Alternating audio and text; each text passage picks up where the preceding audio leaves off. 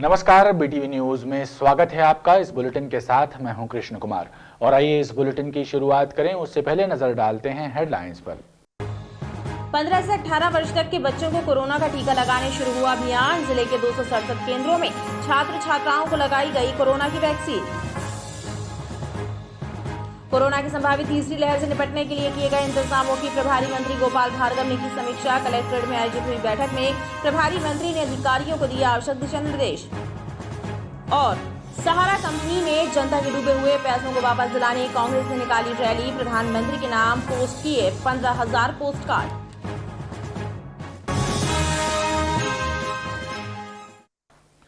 Smart city द्वारा मनमोहन नगर में बनवाए गए वैक्सीनेशन सेंटर का प्रभारी मंत्री गोपाल भार्गव द्वारा उद्घाटन किया गया। निरीक्षण के बाद प्रभारी मंत्री ने व्यवस्थाओं पर संतोष जताया। 3 जनवरी से मध्य प्रदेश में 15 से 18 वर्ष तक के बच्चों को कोरोना वैक्सीन लगाने का अभियान प्रारंभ किया गया है। स्कूलों के अलावा वैक्सीनेशन सेंटर पर भी कोविड का टीका लगाया जाना तय है। इसी कड़ी में मनमोहन नगर के शासकीय वैक्सीनेशन सेंटर का उद्घाटन प्रभारी मंत्री गोपाल भार्गव द्वारा किया गया। वैक्सीनेशन सेंटर का निरीक्षण करते हुए प्रभारी मंत्री ने संतोष जताया। साथ ही कहा कि स्वस्थ भारत, स्वस्थ राज्य और स्वस्थ जबलपुर की दिशा में तेजी से कार्य हो रहा है। मुझे कहते हुए खुशी है कि हमारे जबलपुर शहर में जो लगभग 208 सेंटर काम कर रहे हैं, आज मैं सेंटर पर यहाँ पर देखने आया हूँ। बहुत ही जोश है बच्चों में और किसी प्रकार की कोई दिक्कत नहीं, कहीं किसी प्रकार का कोई भय नहीं, हिचक नहीं, संकोच नहीं। ये अच्छा लक्षण है। बच्चे ज़्यादा उत्साहित होके और इसमें भाग ले रहे हैं, तो मैं जबलपुर वालों के लिए बधाई देता हूँ और धन्यवाद भी देता हूँ। इस दौरान सांसद राकेश सिंह, कलेक्टर कर्मवीर शर्मा और स्मार्ट सिटी की सीईओ निधि सिंह राजपूत भी उनके साथ रहीं। अधिकारियों ने प्रभारी मंत्री को बताया कि पहले ही दिन जबलपुर जिले में 29,000 से ज्यादा बच्चों को टीका लगाया जा चुका है। कोरोना की तीसरी संभावित लहर से निपटने के लिए जबलपुर जिले में की जा रही तैयारियों की समीक्षा करने पहुंचे जिले के प्रभारी मंत्री गोपाल भार्गव ने जिला अस्पताल के ऑक्सीजन प्लांट और नए आईसीयू वार्ड का दौरा किया। इस दौरान उन्होंने स्वास्थ्य विभाग और जिला प्रशासन के अधिकारियों से ऑक्सीजन प्लांट की क्षमता और आईसीयू बेड की संख्या की जानकारी हासिल की। उन्होंने निरीक्षण के दौरान अधिकारियों को उचित दिशा निर्देश भी दिए। जिले के प्रभारी मंत्री गोपाल भार्गव ने कोरोना की तीसरी संभावित लहर से निपटने जिले में की गई स्वास्थ्य व्यवस्थाओं की समीक्षा की। प्रभारी मंत्री समीक्षा बैठक के बाद जिला अस्पताल का निरीक्षण करने पहुंचे। यहां उन्होंने जिला प्रशासन, स्वास्थ्य विभाग के अधिकारियों के साथ 500 लीटर और 540 लीटर क्षमता वाले ऑक्सीजन प्लांट और नए आईसीयू वार्ड का निरीक्षण कर कोविड के इलाज से संबंधित सभी व्यवस्थाओं की जानकारी हासिल की। प्रभारी मंत्री गोपाल भार्गव ने निरीक्षण के पश्चात कहा कि अगर प्रदेश में कोविड की तीसरी लहर आती है तो उनकी सरकार इससे निपटने की पूरी तैयारी कर रही है। महाकौशल के सबसे पुराने जिला अस्पताल में ऑक्सीजन प्लांट तैयार है। साथ ही आईसीयू बेड्स की भी व्यवस्थाएं हैं ताकि लोगों को उचित इलाज मिल सके। तो हमारी सरकार की पूरी तैयारी है कि तीसरा दौर यदि आता है, जैसी कि संभावना है, कई देशों में आ चुका है, तो यदि हमारे हिंदुस्तान में मध्य प्रदेश में आता है तो पहले से सारी तैयारियां करके हम रखें। इन तैयारियों में ऑक्सीजन एक महत्वपूर्ण अंग है। तो ऑक्सीजन के जो प्लांट लगे हैं ये फंक्शनल है कि नहीं, काम कर रहे हैं कि नहीं कर रहे, इनसे प्रॉपर ऑक्सीजन जा रही कि नहीं जा रही, आईसीयू की स्थिति क्या है, बेड कितने उपलब्ध हैं और अन्य प्रकार की जो भी आवश्यकताएं हैं उनकी तैयारी कितनी है, उन तैयारियों को देखने के लिए मैं आज यहाँ पर आया था। तो आज उन्होंने कलेक्ट्रेट में कोविड से संबंधित बैठक ली। पूरी जानकारी उन्होंने प्राप्त की। दवाइयों की स्थिति, ऑक्सीजन की स्थिति, बेड्स की स्थिति, प्राइवेट और सरकारी अस्पताल की स्थिति, ये सब जानकारी मीटिंग में ली। उसके पश्चात उन्होंने मनमोहन नगर जो सिविल हॉस्पिटल है हमारा शहरी सामुदायिक स्वास्थ्य केंद्र, वहाँ 15 से 18 साल के बच्चों के टीकाकरण का प्रारंभ किया उन्होंने। प्रभारी मंत्री के निरीक्षण के दौरान उनके साथ कलेक्टर कर्मवीर शर्मा, क्षेत्रीय स्वास्थ्य संचालक डॉक्टर संजय मिश्रा सहित जिला प्रशासन और स्वास्थ्य विभाग के आला अधिकारी और जनप्रतिनिधि मौजूद रहे। नगर निगम के लोक निर्माण विभाग से करीब 1 दर्जन फाइलें गायब हो जाने से हड़कंप मचा हुआ है। सीसीटीवी फुटेज में एक सेवानिवृत्त कर्मचारी फाइलों को कबाड़ी को बेचते हुए दिखाई दे रहा है। फुटेज मिलने के बाद पूर्व कर्मचारी और फाइलों की खोजबीन शुरू कर दी गई है। नगर निगम के एक सेवानिवृत्त कर्मचारी द्वारा लोक निर्माण विभाग की करीब 1 दर्जन फाइलों को कबाड़ी को बेचने का मामला प्रकाश में आया है, जिसकी वजह से हड़कंप मचा हुआ है। करोड़ों रुपयों के निर्माण कार्य की फाइलों को माटी मोल क्यों बेच दिया गया, इसका खुलासा नहीं हो पाया है। सूत्रों से मिली जानकारी के मुताबिक जल विभाग का रिटायर्ड कर्मचारी राजकुमार कुछ फाइलों को कबाड़ी को बेचता दिख रहा है। ऐसे सीसीटीवी फुटेज अधिकारियों को मिले हैं। इसकी शिकायत ओमती पुलिस थाने में भी की गई है। पूर्व कर्मचारी की तलाश जारी है। इस घटना से ठेकेदारों में भी हड़कंप मचा है। और मानसिक रूप से प्रताड़ित किया जा रहा है ठेकेदारों को। जो फाइलें गुमी हैं वो रद्दी में बेची गई है। 20 रुपये किलो कबाड़ी को बेची गई फाइल। कुछ फाइलें रद्दी चौकी में मिली, सुनने में ऐसा आया मुझे। तो ये कबाड़ी के बाद फाइल कैसे गई? और डिपार्टमेंट बताता क्यों नहीं है? जब 15 दिन से मामला मचा हुआ है, इसका खुलासा क्यों नहीं करता? भाई फाइल गुम हो गई, ये कोई मुद्दा नहीं फाइल गुम होने का। अगर 15 दिन में फाइल गुम हो गई थी, आपको एफआई कराना था थाने में। ये फाइलें नहीं मिलेगी तो एफआई क्यों नहीं कराया गया? प्रशासन क्या कर रहा है? बैठ के यहाँ पे आंख मूंझ के बैठा है क्या? ठेकेदारों की फाइलें जो है कबाड़ी को बेची गई है और बोला जाता है कि ई नगर पालिका में चढ़ रही है, मगर ई नगर पालिका में एक भी फाइल नहीं चढ़ी है और रद्दी के भाव बेच दिया गया है। इसमें पूरी अधिकारियों की लापरवाही मानी जाती है। आप लोग को क्या नुकसान होगा उसमें? हम लोगों का सीधा नुकसान है। एक तो हम लोग सालों से हम लोगों की फाइलें नहीं हुई है और आज चोरी हो गई है। हम लोगों का नुकसान ही पे नुकसान होते जा रहा है। पेमेंट अलग नहीं हो रही हम लोगों की। घटना को लेकर अधिकारी मौन साधे हैं, कुछ भी कहने को तैयार नहीं है। इसमें विभागीय अधिकारियों की लापरवाही भी उजागर हो रही है। बताया जा रहा है कि सेवानिवृत्त कर्मचारी राजकुमार अपने घर से गायब है। श्रमिक योजना के कार्ड बनवाने के लिए कांग्रेस कार्यकर्ताओं द्वारा रानी लक्ष्मीबाई वार्ड में शिविर लगाया गया, जिसमें सामाजिक सुरक्षा पेंशन योजनाओं के आवेदन भी जमा कराए गए। कांग्रेस कार्यकर्ताओं द्वारा रानी लक्ष्मीबाई वार्ड में पिछले 1 महीने से अलग अलग स्थानों पर शिविर लगाए जा रहे हैं, जिनका समापन 3 जनवरी को हुआ। कुल 2000 से ज्यादा लोगों के श्रमिक कार्ड बनाए गए, साथ ही सामाजिक सुरक्षा पेंशन योजनाओं के आवेदन जमा कराए गए। इसमें सबसे मुख्य चीज़ है कि इसमें नजूल के पट्टे भराए गए। दूसरी चीज़ आयुष्मान कार्ड, मूल निवासी, श्रमिक कार्ड आदि समस्त कार्ड बनाए गए। कितने लोगों को इसमें कम से कम 2022 लोगों ने, अभी हमने सूची देखी, इन लोगों ने लाभ लिया है। जिनके कार्ड हमारे पास आ चुके हैं उनको हम अच्छा निश्चित समय देख के उनके कार्यक्रम रख के उनको दिया जाएगा। कांग्रेस कार्यकर्ताओं ने कहा कि सेवा का कार्य आगे भी जारी रहेगा। करमेता की प्रोफेसर कॉलोनी में रहने वाली 2 सगी बहनों को बिजली की हाई टेंशन लाइन से करंट लग गया। इस घटना में एक बहन की मौके पर ही मौत हो गई, जबकि दूसरी बहन को घायल हालत में इलाज के लिए निजी अस्पताल में भर्ती करवाया गया। इस हादसे से पूरे इलाके में हड़कंप मच गया। बताया जाता है दोनों बहनें पतंग लूटने के लिए घर की छत पर गई थीं और हाई टेंशन लाइन की चपेट में आ गईं। करमेता की प्रोफेसर कॉलोनी में सोमवार की दोपहर उस वक्त हड़कंप मच गया जब अपने घर की छत पर पतंग लूटने पहुंचे 2 सगी बहनें छत से गुजर रही हाई टेंशन लाइन की चपेट में आ गईं। विद्युत लाइन से लगे बिजली के जोरदार करंट ने बड़ी बहन निशा डे की जान ले ली, जबकि छोटी बहन तनिषा गंभीर रूप से घायल हो गई। उसे तत्काल इलाज के लिए निजी अस्पताल में भर्ती करवाया गया। हादसे की जानकारी लगने के बाद विद्युत विभाग और पुलिस का अमला मौके पर पहुंच गया था। पुलिस ने निशा डे का शव पोस्टमार्टम के लिए मेडिकल अस्पताल भेज दिया है और मर्ग कायम कर हादसे की जांच शुरू कर दी। इस घटना से क्षेत्र में आक्रोश भी व्याप्त है। स्थानीय लोगों का कहना है कि विद्युत विभाग की लापरवाही के कारण घरों और छतों के पास से बिजली की हाई टेंशन लाइनें गुजर रही हैं, लेकिन कोई अधिकारी ध्यान नहीं देता। लिहाजा लापरवाही का खामियाजा एक परिवार को भुगतना पड़ रहा है। ये 11 के की जो हैवी लाइन रहती है उससे इसे करंट लगा था, तो उसकी वजह से जो बड़ी वाली बहन थी उसको तो बहुत ज़्यादा करंट लगा था, जिसकी वजह से उसकी मृत्यु हो गई है। और छोटी वाली को अभी इसके बारे में जानकारी नहीं दी गई है, पर इसकी भी कंडीशन अभी काफ़ी गड़बड़ समझ में आ रही है। जहाँ तक कि इसमें विद्युत विभाग की बहुत बड़ी गलती है कि छत से बिल्कुल जुड़े हुए जो तार हैं इतने हैवी, वो बिल्कुल नंगे तार हैं, जिनके कारण ये घटना होती है। लमती फाई स्वीट के सामने 2 लड़कियां ईफा डे और तनीषा ये पतंग लूटने गई थी, जिनको हाई टेंशन लाइन का करंट लग गया था, जिसमें एक लड़की की मृत्यु हो गई है, एक अभी मेट्रो अस्पताल में इलाजरत है।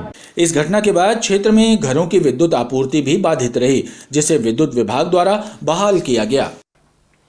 देश की पहली महिला शिक्षिका सावित्रीबाई फुले की जयंती के अवसर पर कैलाशपुरी गुप्तेश्वर में नारी शक्ति को सम्मानित किया गया। क्षेत्र के निवासियों ने सावित्री देवी फुले के निधन पर माल्यार्पण किया और शिक्षा के माध्यम से समाज को नई दिशा देने वाली सावित्री देवी फुले को नमन किया। इस दौरान बुजुर्ग महिलाओं को कंबल वितरित किए गए। देश की पहली महिला शिक्षक, समाज सुधारक और कवयित्री सावित्रीबाई फुले की जयंती के अवसर पर गुप्तेश्वर कैलाशपुरी में महिलाओं को सम्मानित किया गया। इस अवसर पर क्षेत्र के निवासियों ने सावित्री देवी फुले के चित्र पर माल्यार्पण किया और उन्हें नमन करते हुए शिक्षा के माध्यम से समाज को नई दिशा देने का संकल्प लिया।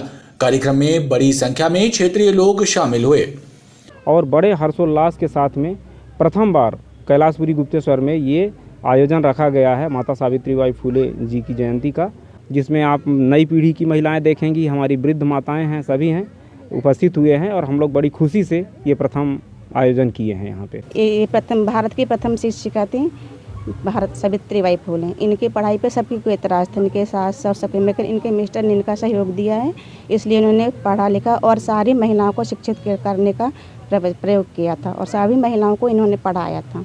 इस अवसर पर बुजुर्ग महिलाओं को कंबल का वितरण भी किया गया। क्राइम ब्रांच और ओमती थाना पुलिस ने एक ही दिन में लूट की 5 वारदातों को अंजाम देने वाले लुटेरे और उसके नाबालिग साथी को गिरफ्तार किया है। इनसे लूटे गए 6 मोबाइल और वारदात में उपयोग किया गया वाहन बरामद किया गया है। पूछताछ में आरोपियों ने ओमती, बेलबाग, घमापुर और मदन महल थाना क्षेत्रों में लूट की वारदात करने का जुर्म कबूल किया। क्राइम ब्रांच और ओमती थाना पुलिस की संयुक्त टीम ने एक ही दिन में लूट की अलग अलग वारदातों को अंजाम देने वाले हनुमानताल निवासी छोटू उर्फ लोहा उर्फ सलामुद्दीन अंसारी और उसके एक नाबालिग साथी को गिरफ्तार किया है।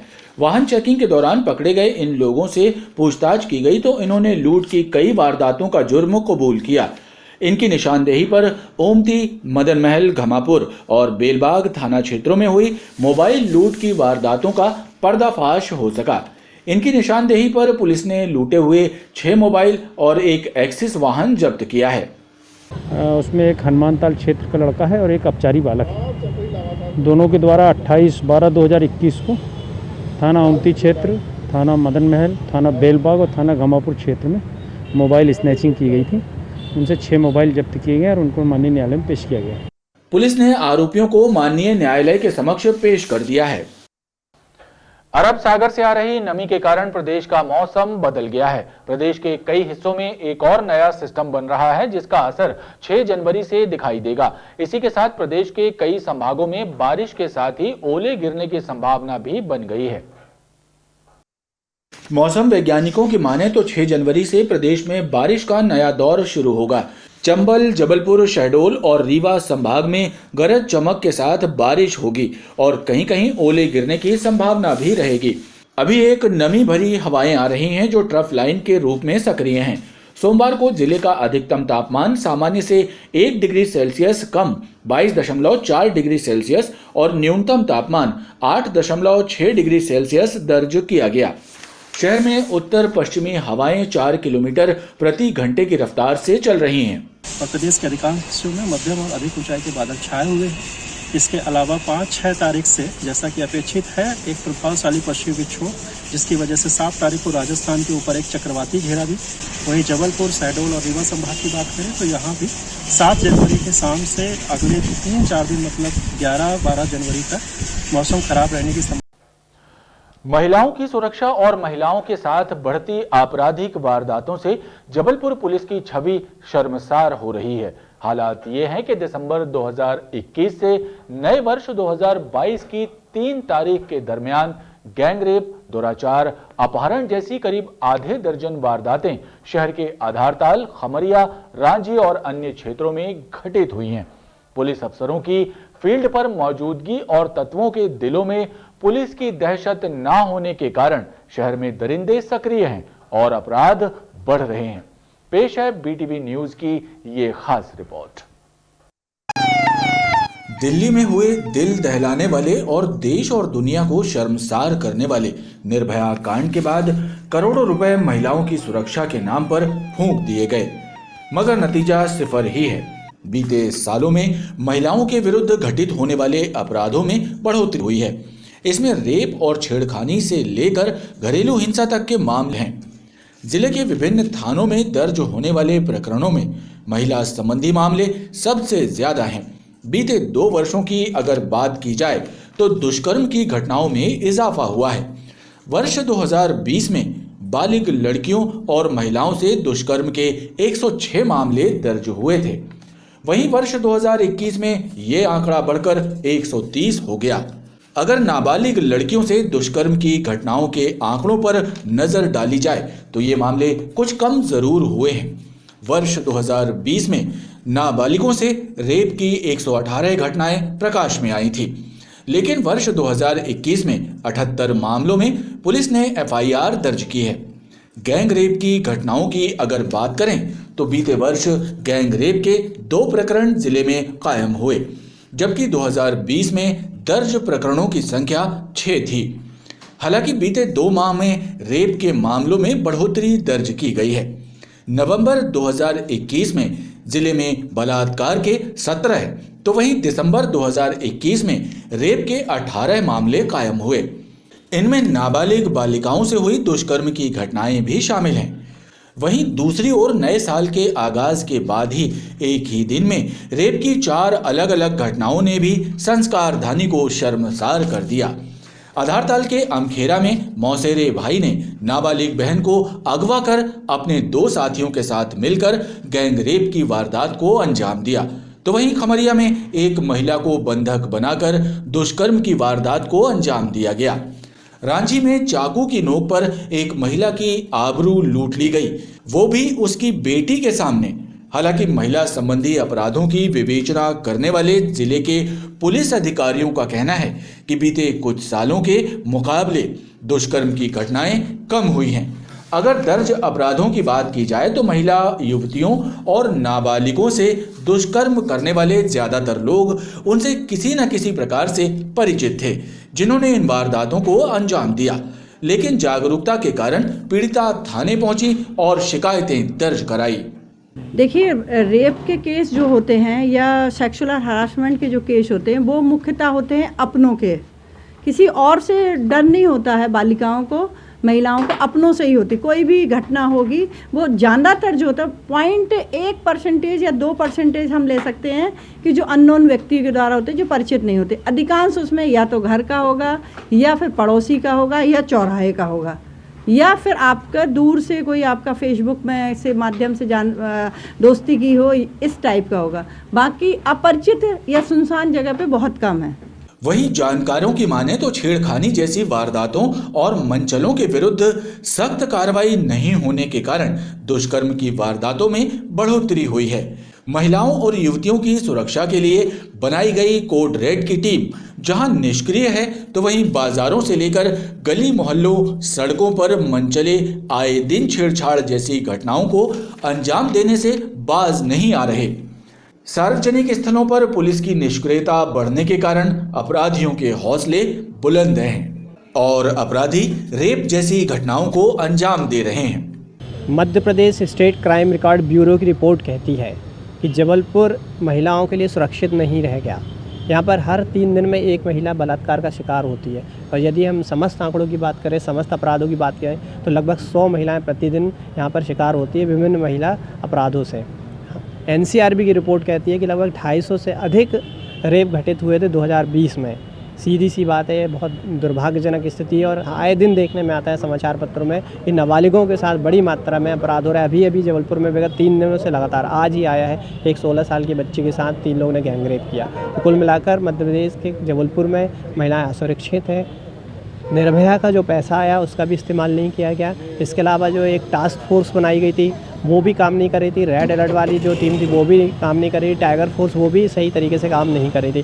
कुल मिलाकर पुलिस को सजग होना चाहिए और महिलाओं को सुरक्षा के लिए विशेष ध्यान देना चाहिए। शासन प्रशासन इतना ढीला रवैया अपनाए हुए है। आज छोटी छोटी बच्चियों के साथ बलात्कार हो रहे हैं, महिलाओं के साथ छेड़छाड़ हो रही है। आज गुंडा तत्व के लोग रास्ते में महिलाओं से छेड़छाड़ कर रहे हैं। पुलिस मौन धारण की हुई बैठी हुई है। पुलिस कहीं किसी पर कोई कार्रवाई नहीं कर रही है।